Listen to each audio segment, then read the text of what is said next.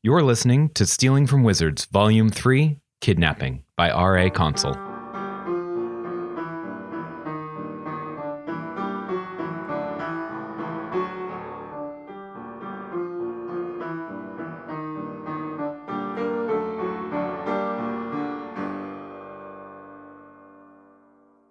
Chapter 12, Dethroned. The afternoon portion of the tour was tainted by the feeling that nothing they could possibly see would compete with that which they'd been prevented from doing earlier. An underground swimming pool, a mausoleum decorated with the bones of dragons, even the crown jewels, or replicas of them as the real ones were in a vault, failed to raise any excitement. At each stop, someone would ask if they could touch things, and when refused, they blamed Kuro. It wasn't like they would have been allowed to go swimming in their school uniforms or try on the royal crowns, even if Kuro hadn't pointed out the fake rock. But few were interested in reasoned discussion on the matter. He asked if he could just hide in his room and skip the rest of the trip, but McCool had a duty to both monitor Kuro and deliver the tour and couldn't be in two places at once. So Kuro was pulled along with his class to serve as a punching bag for working out their disappointment.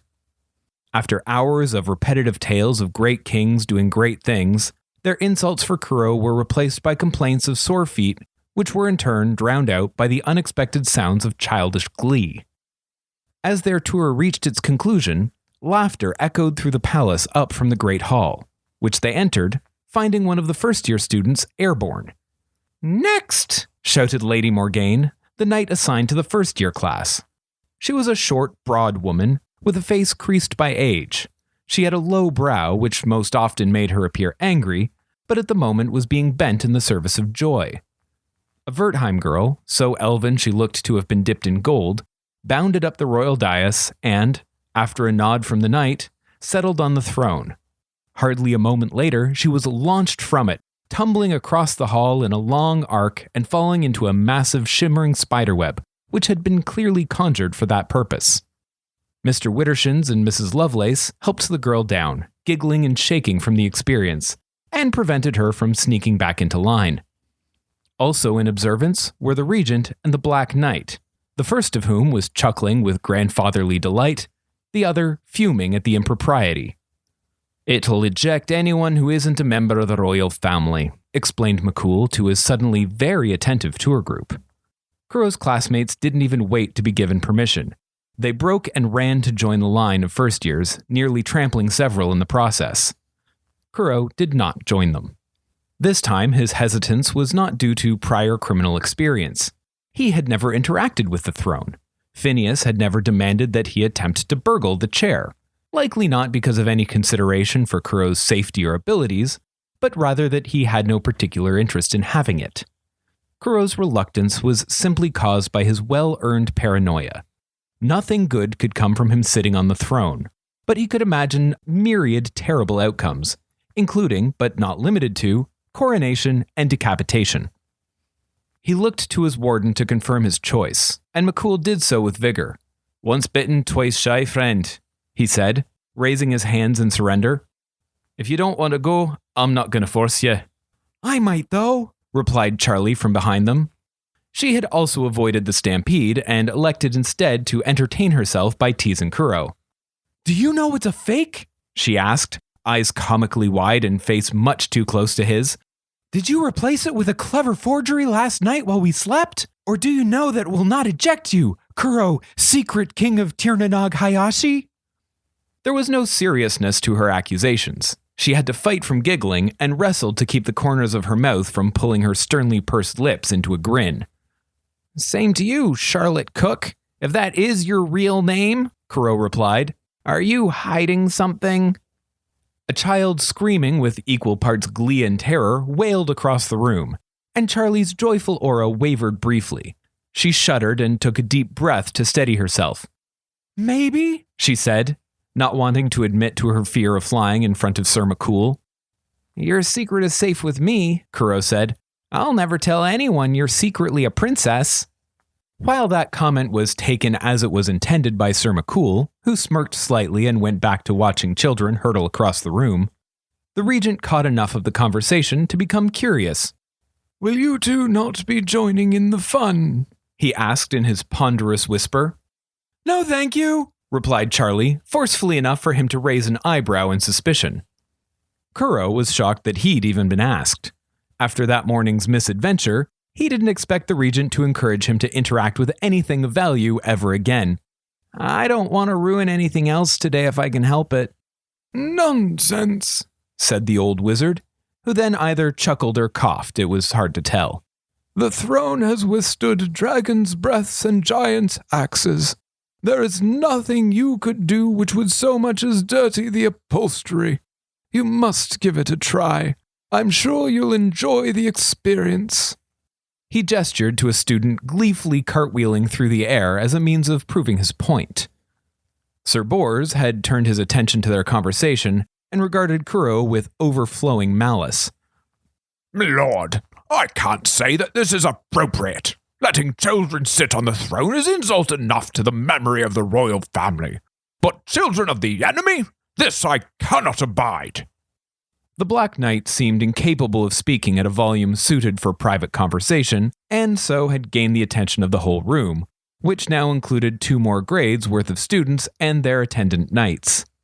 The wizened regent raised a hand to gently brush away his most senior knight's concerns. He turned and spoke to the whole line of students. "We cannot blame a child for the crimes of their forebears. There can be no healing if old wounds are left to fester." His wise-sounding platitudes transformed forcing Kuro onto the chair into some kind of noble gesture of absolution. Sir Bors huffed and conceded.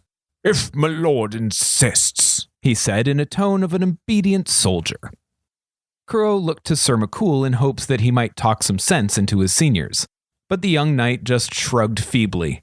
Without any remaining defenders, Kuro began the slow plod to the end of the line, letting the newly arriving students get in front of him, hoping that they'd run out of time before it was his turn. "Where do you think you're going?" grumbled Bors before he'd made it out of arm's reach.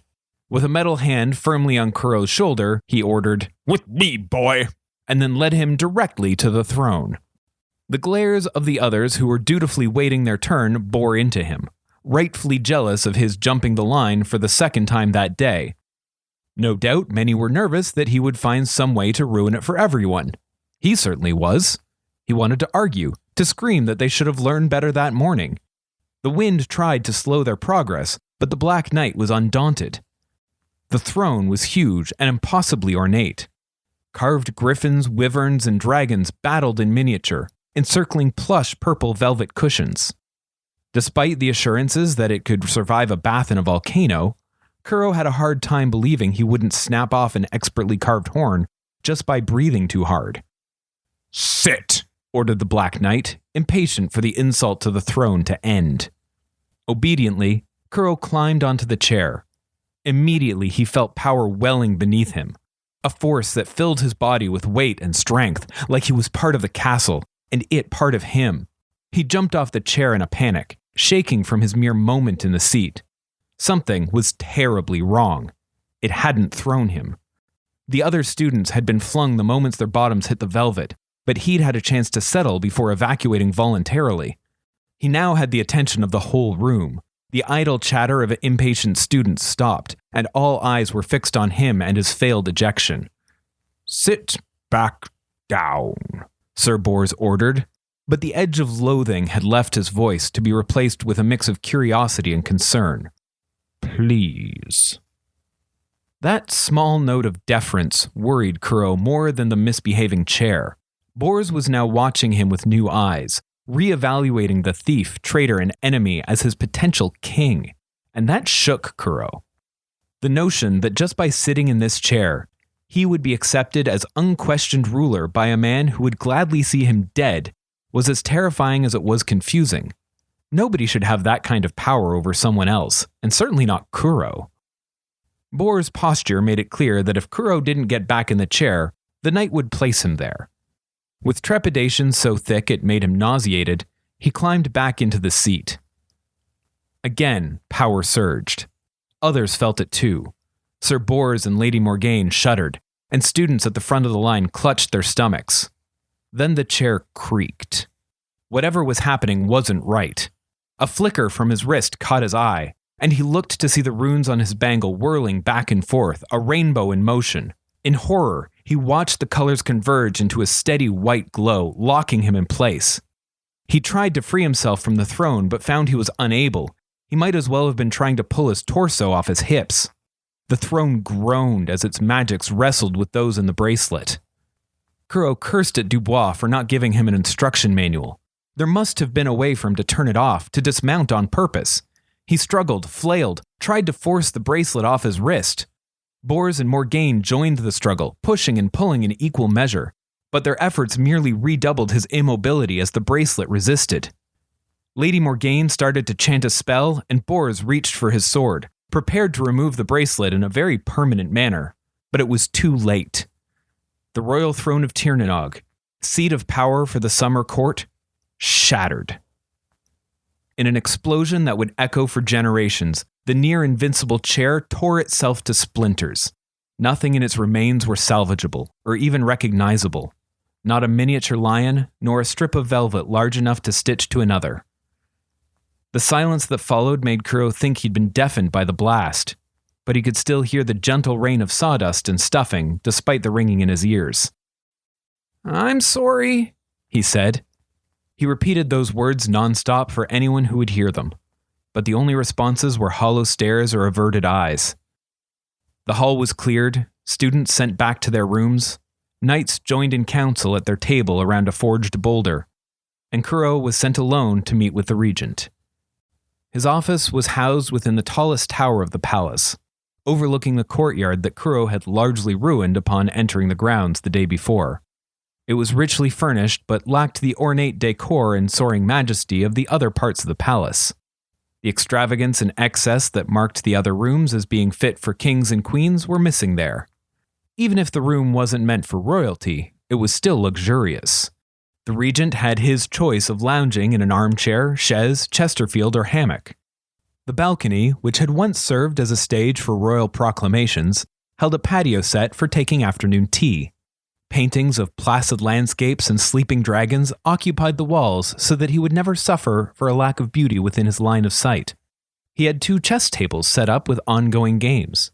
A cabinet displayed delicacies from across the globe, from fine wines to wrapped candies. Shelves were lined with books ranging from leather-bound works of great literature to tawdry Blandland romances in yellowing paperbacks. It was a refuge from the overwhelming royalty of the palace, constructed for the very personal comfort of the regent. "I really am very sorry," Kuro said, having started trying variations on the structure of his apologies, in hopes of some kind of response. He looked from the floor at which he'd been staring to meet the steady, inscrutable gaze of the regent. The old man let out a long, slow sigh as though he were deflating. Kuro worried that the tragedies of the day had finally done him in, and he was watching the regent breathe his last. Kuro let out a gasp of relief when the regent finally took in another breath and began to speak. "You have nothing to be sorry for, my dear boy." Were that true, it wouldn't have taken the man 10 minutes to say. "Did you not refuse to be seated? Were we not aware of the bracelet you bore? Did you not try to warn us something was amiss when you first sat upon the throne?" It wasn't clear whether or how Kuro was meant to reply. The regent spoke as if trying to convince an unseen jury.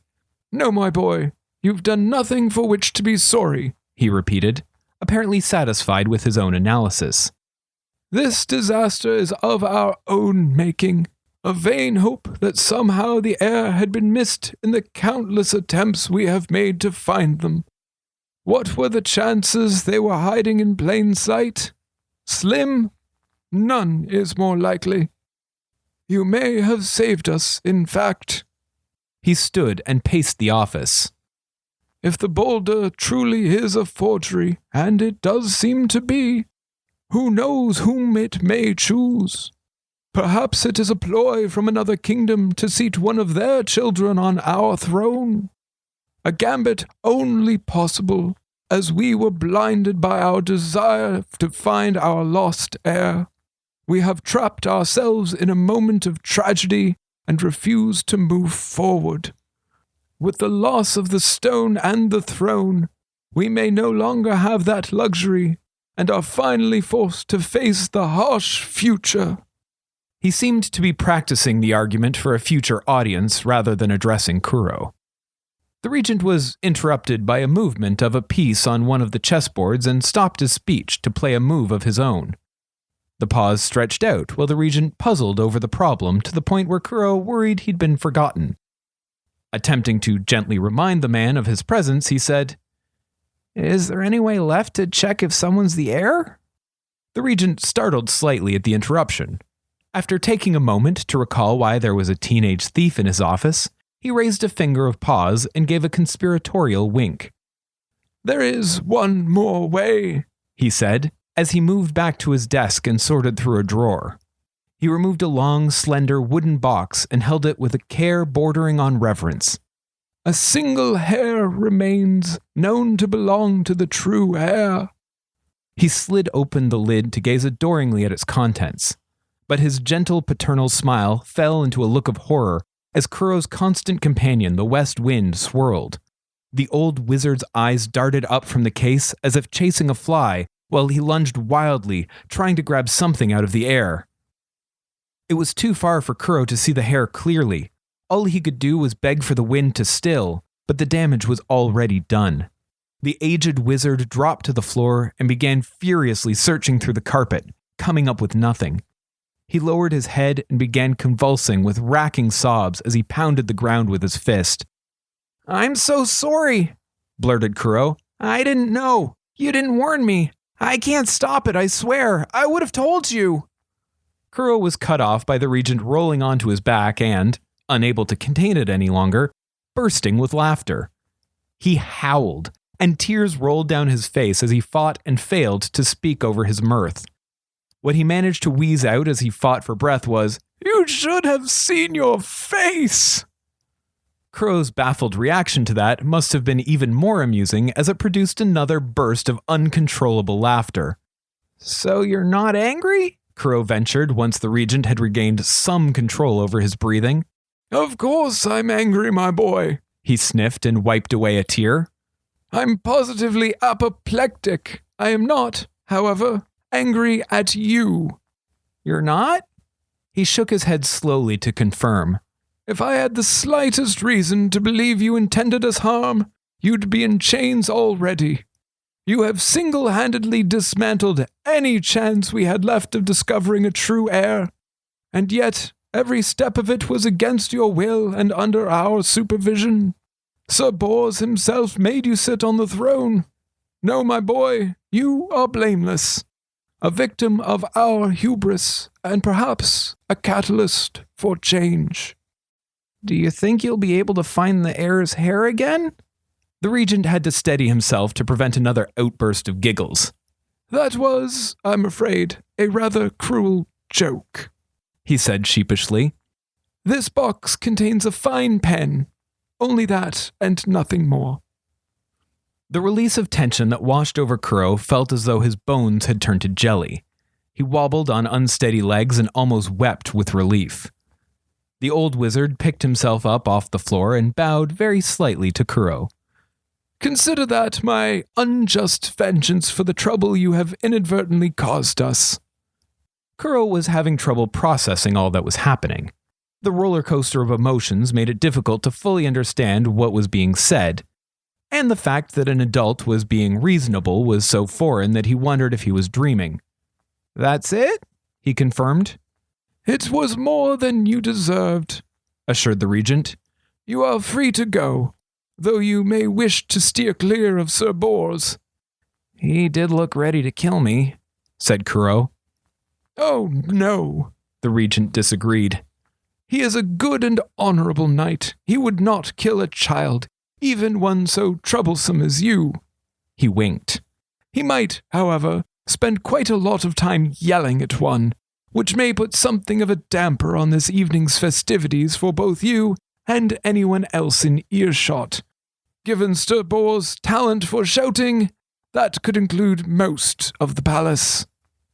Kuro cringed at the reminder of that night's upcoming events. It seemed impossible that they'd still have a feast and a dance after that day's disasters. "They're still happening?" Of course. The regent was offended that Kuro had even asked. To cancel them would be to admit defeat. Samhain will not wait for us, and we shall not ask it to. Do I have to go? Kuro asked, imagining the misery of facing the entire school after ruining so much of the day for everyone. The regent pondered the question a moment, the contemplative look of a chess player returning briefly. Not if you do not wish to, he conceded. If we have learned nothing else from today's misadventures, it is that we should not force you to do anything against your will. Should you choose to forego the festivities, I shall ensure dinner is delivered to your chambers. With that, Kuro was waved off and escorted to his warden. Sir McCool took a meandering path that avoided encounters with anyone who might take offense at Kuro's continued existence. Despite his worries, that path led not to the gallows, but back to his assigned chambers. Will you be attending the feast? McCool asked just outside the door. Kuro shook his head. I don't think so. Does that mean you have to miss it too? McCool shrugged. There are worse fates. They parted ways, seeking the privacy and predictability of their rooms, but Kuro was not granted a reprieve. Arrayed across his bed was a summons written in wool. While the students had been away on their tour, their custom-tailored outfits for the Samhain celebration had been delivered. Neatly laid out on his sheets was a complete outfit. A sharp black formal jacket and matching vest with polished silver buttons lay next to a crisp white linen shirt. Tall socks lay bundled next to polished shoes. All that, though, was overshadowed by the rich grays of the detritus tartan lovingly sculpted into a formal kilt. Pinned to that was a note written by hand in an elegant script. Dear Kuro, we were delighted to craft this new tartan for you. We hope that we have succeeded in honoring your home with our design and workmanship. It was a rare treat to share in its creation. We look forward to seeing it spin on the dance floor this evening. Yours truly, the Weavers 3. Keeping away from the celebration would be an insult to their work. He would be spitting in the eyes of people who had treated him with respect, generosity, and, worst of all, understanding. He cursed the cruelty of their kindness as he ran his fingers over the supple fabric of his new kilt. He was going to have to, at the very least, make an appearance. Against his better judgment, Kuro was going to the ball. Thank you for listening to Stealing from Wizards. If you liked our show, please consider rating or reviewing on iTunes. If you want to support this podcast or just can't wait for the next chapter, the full book is available on Amazon, Kobo, and Indigo. Our theme music was written by Camille Saint-Saëns, transcribed by Franz Liszt, performed by Rebecca Verdun, and used with permission. This episode was produced by Jim Tigwell.